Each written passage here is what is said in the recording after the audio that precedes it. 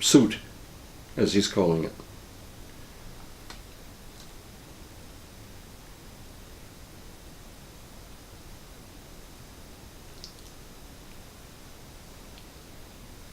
Hello again, Gary. He just came in. Gary's wearing about the same kind of outfit. There's a bar that he's wearing on, on his left upper chest. Basically gold with purple, rectangular purple area at the end of this bar. It indicates lead senator, basically. Mm-hmm.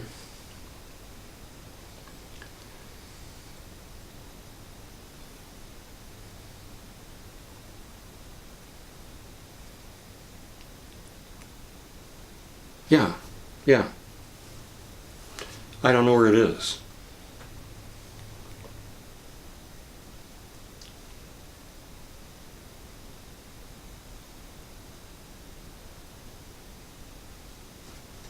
Okay, yeah.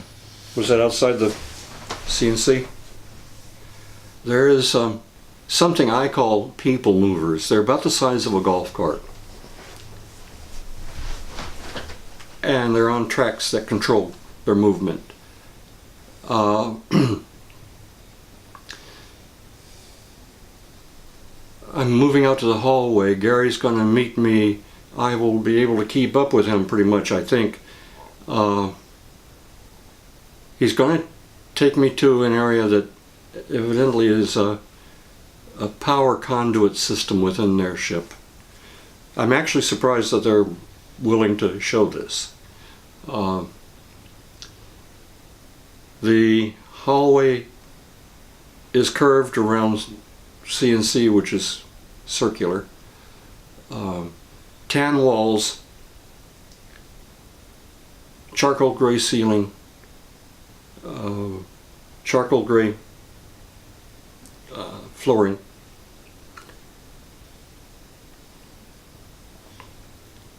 Lots of chairs, right? What? Lots of chairs. Well, where I am right now is it's just this.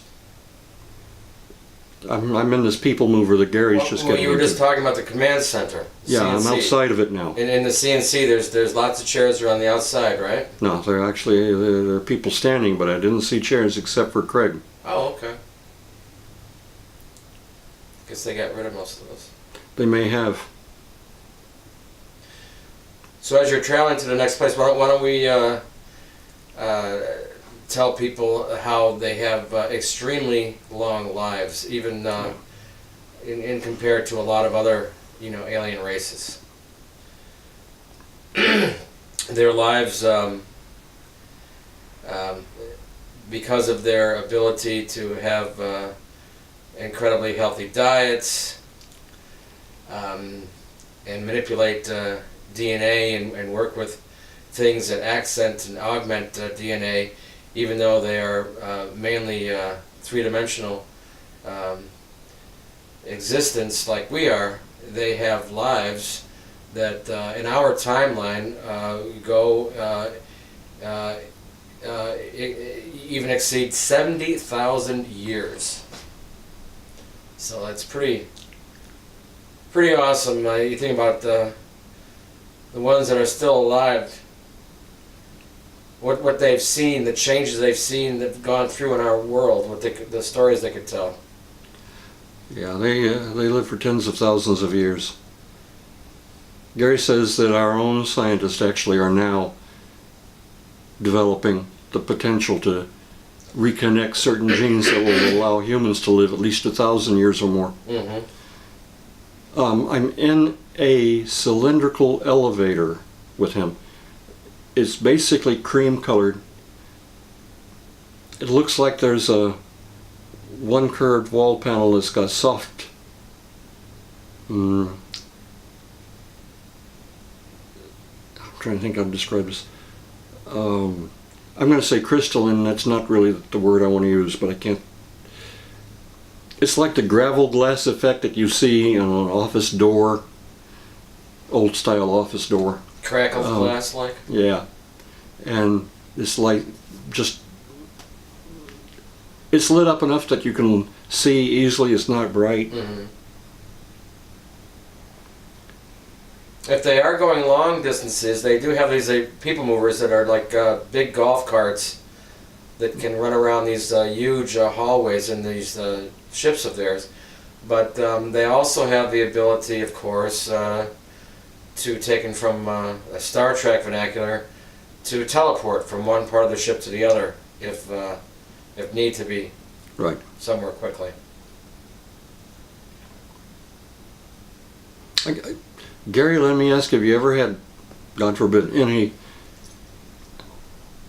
accidents where people have materialized in a wall or something like that? He's laughing. He says, not recently. He said if you go far enough back when they were learning to do this, there were some unfortunate mishaps, but he said that was a long time ago. Very long time ago, I think. He just said, yep.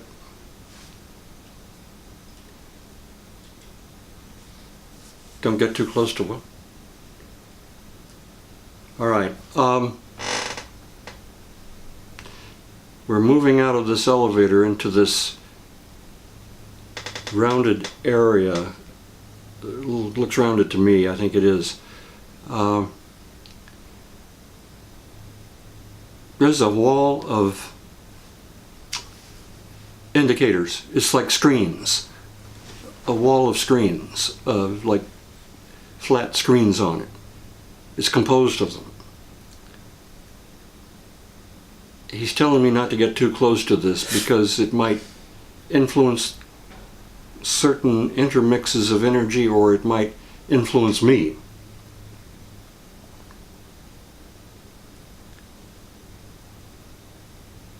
This is where antimatter is mixed in such a way that it creates a singularity that powers the ship.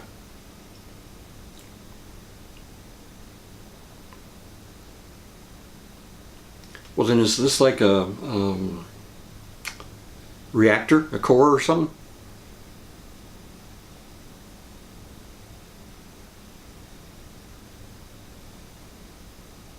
An intelligent reactor? And whenever you speak of any type of a singularity, you're talking about the mechanics basically of a black hole, right? He says on a very small and very controlled basis, yes. He says the beauty about this, if it's a problem, you can make it unstable and it'll crash in on itself and then dissipate.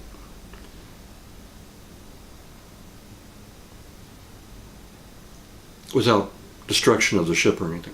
Mm-hmm. And that this core can be switched out and another put in if need be.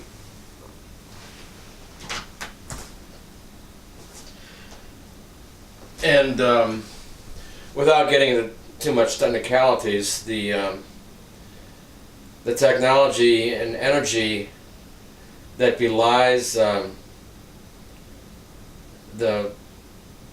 these mechanisms are involve elements that we're not fully aware of at this time, right? Right. Some of them that right. Some of them that are designer elements. Is that correct? That one day we might learn how to create them. He said probably sooner than later. Mm-hmm. He says by 2026 we will probably be right up there alongside with the reptilians and what they can do technologically. Mm-hmm. He said you can see why certain cultures are somewhat afraid of humans now because of the speed of their progress. Yeah. And he said in progress in some ways and lack of it in others. But he said, who are we to say? Who are we to shake fingers, he says. Yes. He says, our history is not sparkling either.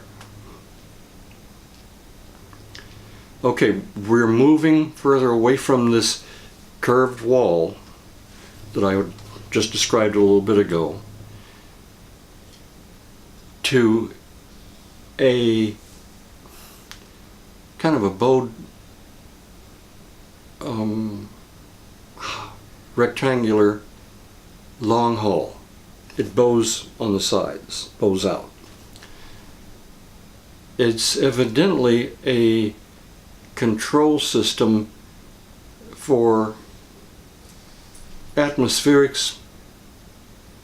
He's saying ship weather and atmospherics and heating and cooling, things of that nature. Air quality, air purification.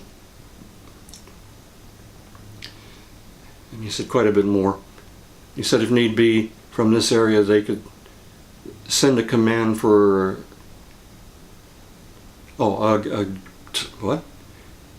a disabling gas that would be pumped into a specific part of the ship if they had to, in order to stop anyone from trying to start a mutiny or any other problem. He said actually they don't have problems with mutinies very often because the punishment for that is not trial and death, it's immediate death.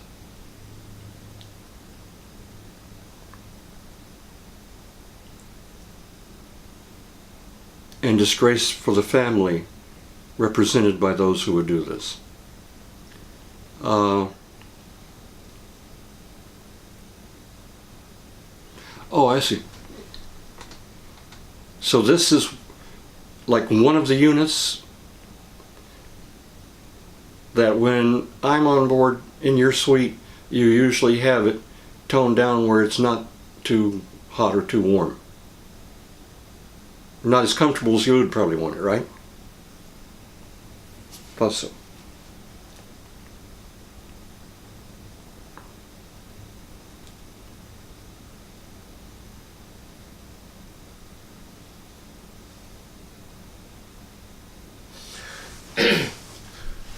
Would you could you comment a little bit about your physiology? He says, well, at this moment, and for the long term, he's human. He's shape-shifted human. And he says, but it's pretty much permanent. And he says that his physiology is very similar to ours. He says his musculature is stronger because his use of oxygen in his tissues is more efficient than ours. Yeah. And as a quick little aside, I've heard that our oxygen levels in our world has actually decreased, and that's caused some problems for us.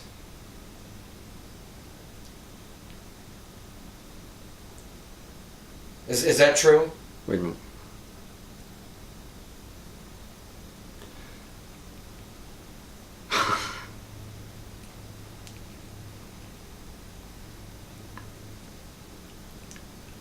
He just told me follow him. I got ready to do that, and all of a sudden there was this light, and then when the light stopped, we're in a different part of the ship now. I didn't think that I could be out of body teleported. Didn't know. That's happened before. Because I'm linked to him? Okay. Mm-hmm. This is, I recognize this. This is one of your nicer restaurants. We're up on third level up. Out of how many levels? There are 6 levels to this restaurant. We're on the 3rd level up. And right now, that there's this railing effect, curved railing effect in front of me. Mm-hmm. And I'm looking over it, excuse me. And I'm seeing I'm seeing customers down below on the lowest level.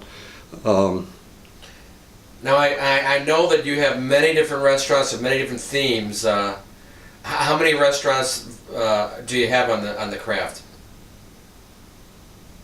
He just laughed. He said last count about 17,000. Okay. He said that's if you're counting small self-help areas as well sure. as various bars. Uh-huh. Oh, They actually have you still have a bar with an Old West theme to it? I'm sure they do. He said, yes, they do. We've been in that a few times. Yeah. Oh, I recognize this. Yeah. You have a higher level of oxygen on your ship, right, than what we're experiencing here on Earth right now, right? He says, yes. But monitored so that if a human was physically on board, they would not get a form of oxygen narcosis from it. Oh, it's that high, much higher, huh? He said it is significantly higher, but it's also monitored with other various, he's saying, safety gases in mild miniature, I'm sorry, what then? Minimal components with it. Yeah.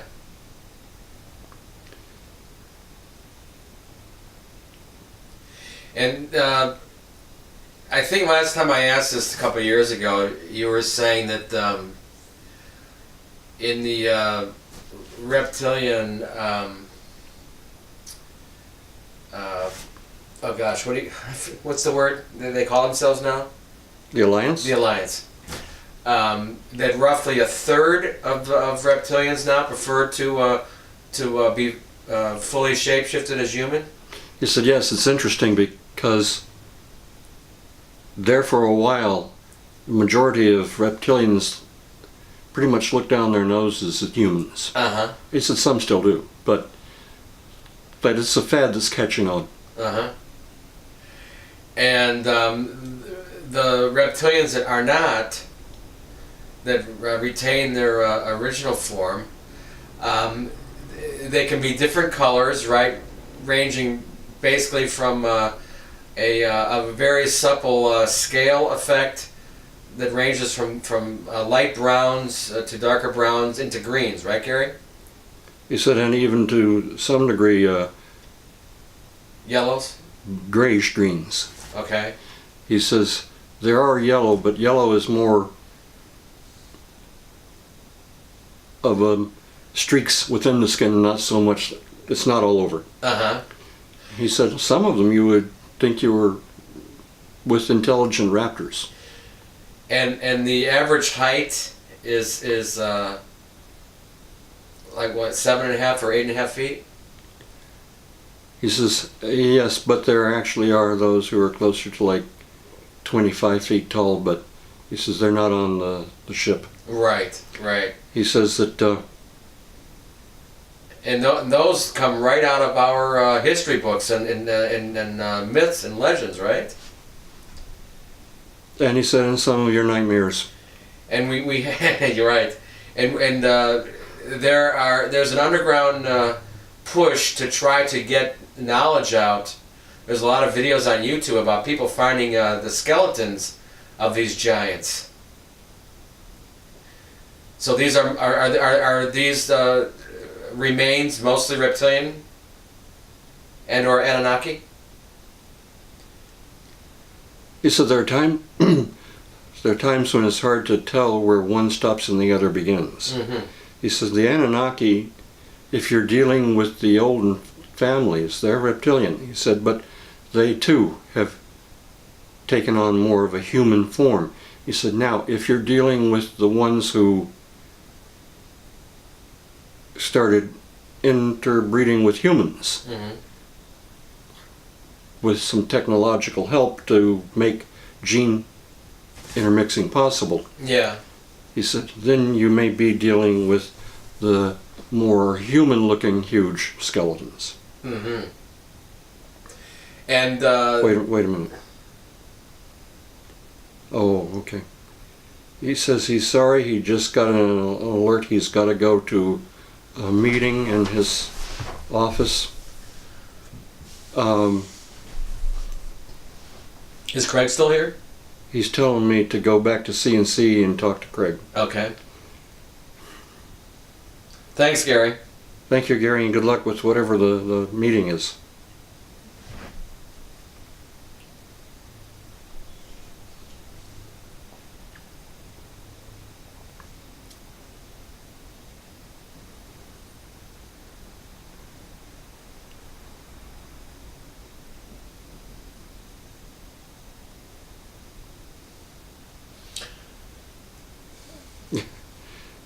Craig just said, "Oh, you're back again." Hey, Craig. He says, yes, he knows about the situation, that it's a minor urgent matter that they need Gary to attend to. Okay. Well, I was just in the middle of asking him a couple questions about the reptilian physiology. Just getting a little picture for our viewers of what reptilians, kind of look like and what have you. So we talked a little bit about their appearance and the different colors that they can have, and the range of height. And I've heard that some reptilian have two hearts. Is that correct, Craig? I forget for sure. He says, essentially, yes, the majority of them do. Okay. And is it like on either side of like behind the lungs or something?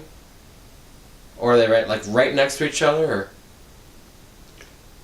He says, actually, nature has provided them a situation where one heart is located further away on the other side of their body, in the sense of not front or back, but side to side. Oh, okay. And a little bit further down than... He says their heart on their left side is actually about a foot and a half above where their heart on their right side is. Okay. He says it makes it harder to kill them in the battlefield. And is this an adaptation, I would think, that helps with because of your size, right? The tendency to be so tall? He says yes. He says, but more than that too, it also helps with the utilization of oxygen in their tissues. He says also it helps in that they're having to learn to let their hearts be their brain more than their brain be their brain.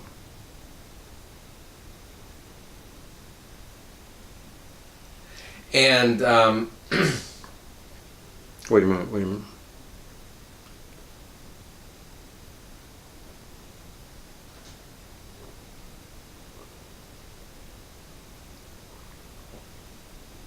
What?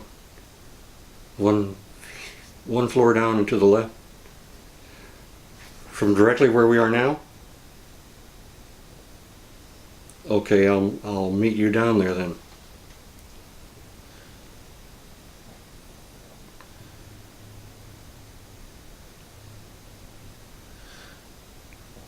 where does he want you to go now? Wait a minute.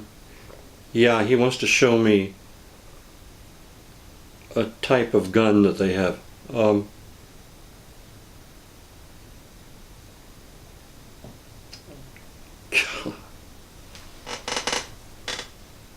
This thing is humongous.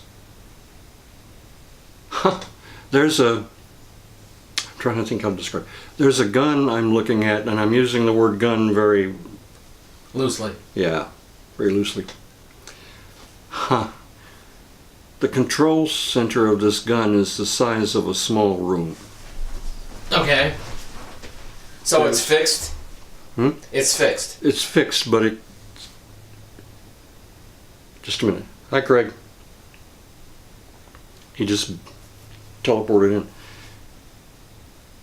Paul and I were saying this gun is fixed, but what, it can swivel back and forth, right? So is this is for shooting outside of the craft? Is that it? He says that's right. He says it's also able to swivel up and down and full range of motion. He says, but Some kind of laser, I take it? He's laughing. He Well, says it's a. I know that's crude terminology, but He says it's a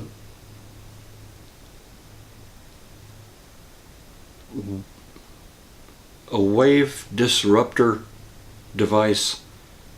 He says it doesn't have to use particles alone. It disrupts the waves that bring or hold particles together. mm-hmm. So it breaks things up at the atomic level.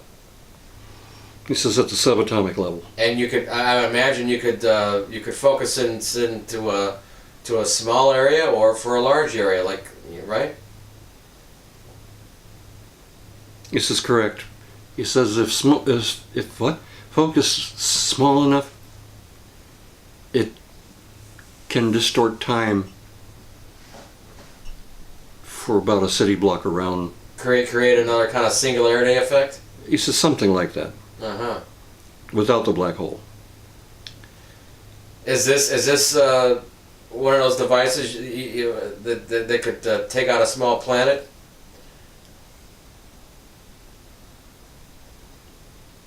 He says, well, more for disrupting an atmosphere of a planet or shattering a small to normal sized moon. Mm-hmm.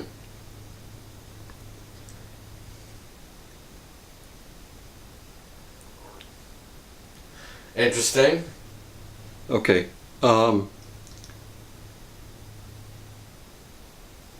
Okay. He says he has to get back to CNC. Okay, real good. I guess I'll. Was the great introduction? We've done almost an hour, so we're real happy. Okay, Craig, and I'll see you all another time. Let me wish Godspeed to everyone on board. And thank you, and please thank Gary for us. And there's some things I've learned here that I didn't know before. He said, well, that's the idea. Have a good night. Talk to you later. He just gave a salute.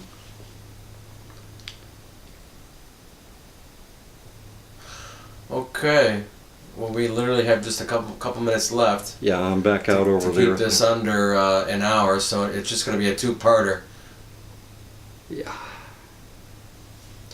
All right, cool. All right, well, there you have it, my friends in far away and near places. Everyone have a nice night, And happy Easter, everyone. Happy Easter.